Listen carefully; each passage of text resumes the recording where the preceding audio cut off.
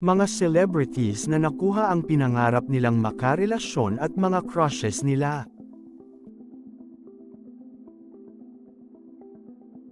Kilalanin ang mga celebrities na nakuha ang mga pinapangarap nilang makakarelasyon na naging ultimate crushes nila noon. Maris Racal, nagsimula ang lahat sa isang song collaboration. Hindi naman akalain ng actress-singer na si Maris Racal na matupad ang kanyang pinapangarap na maging boyfriend si Rico Blanco ng River Maya.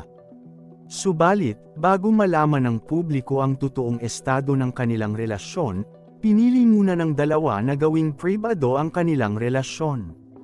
Aminado naman si Maris Racal na matagal na niyang crush si Rico Blanco, kaya naman para sa kanyang dream come true ang kanilang relasyon.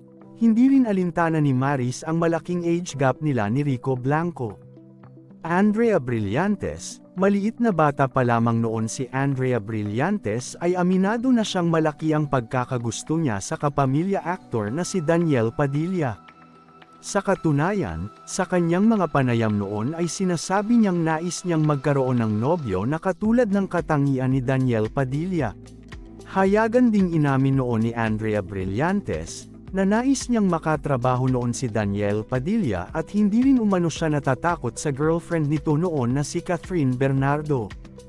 Hindi naman lubos akalain ng mga netizens na totoong magkakaroon ng ugnayan ang dalawa, subalit nito lamang huling bahagi ng taong 2023 nadawit ang pangalan ng aktres sa nangyaring hiwalayan nina Catherine Bernardo at Daniel Padilla. Si Andrea Brillantes kasi ang tinuturong dahilan ng nasabing hiwalayan dahil palihim umano itong nakikipagkita kay Daniel Padilla at nakikipag-sleepover sa bahay nito. Maine Mendoza, hanggang ngayon ay maraming naiinggit sa love story nina Maine Mendoza at Kong Arjo Ataide hanggang ngayon. Nag-umpisa lamang ang kanilang story sa isang tweet ni Maine ng cutie. Hindi naman halos makapaniwala si Maine Mendoza na maging mister na niya ngayon ang matagal na niyang crush noon.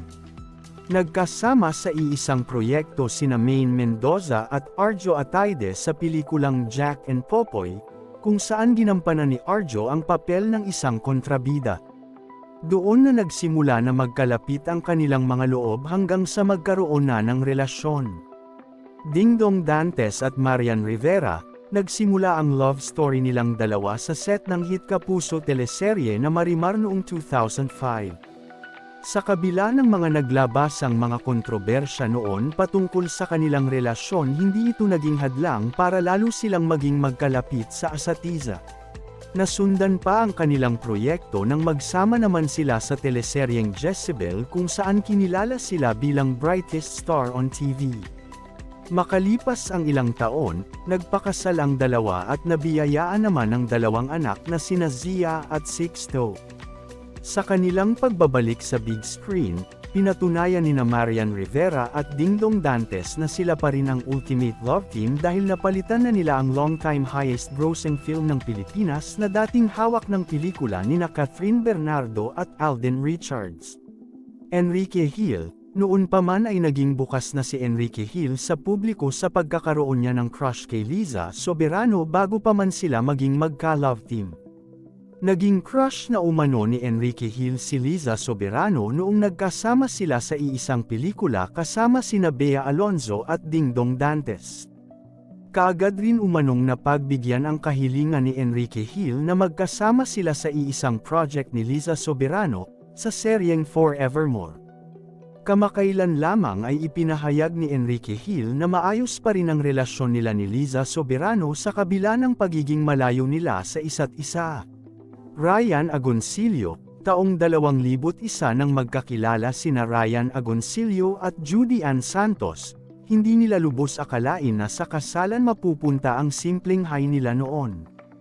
Nagkasama sina Ryan Agoncillo at Judy Ann Santos sa teleseryeng Kristala kung saan naging mas matatag ang kanilang relasyon.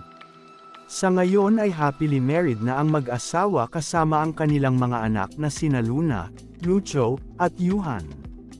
Matteo Guidicelli, noon pa man ay hayagan ng inaamin ni Matteo Guidicelli na matindi ang kanyang paghanga sa singer-actress na si Sarah Geronimo. Matagal nilang itinago sa publiko ang kanilang relasyon dahil sa pagtutol ng mga magulang ni Sarah Geronimo. Ang kanilang kasal noong February 2020 ay naging kontrobersyal rin dahil inilihim nila ito sa mga magulang ng singer. Hanggang ngayon ay hindi pa rin malinaw kung nagkaayos na ba sina Sarah Geronimo at kanyang mga magulang.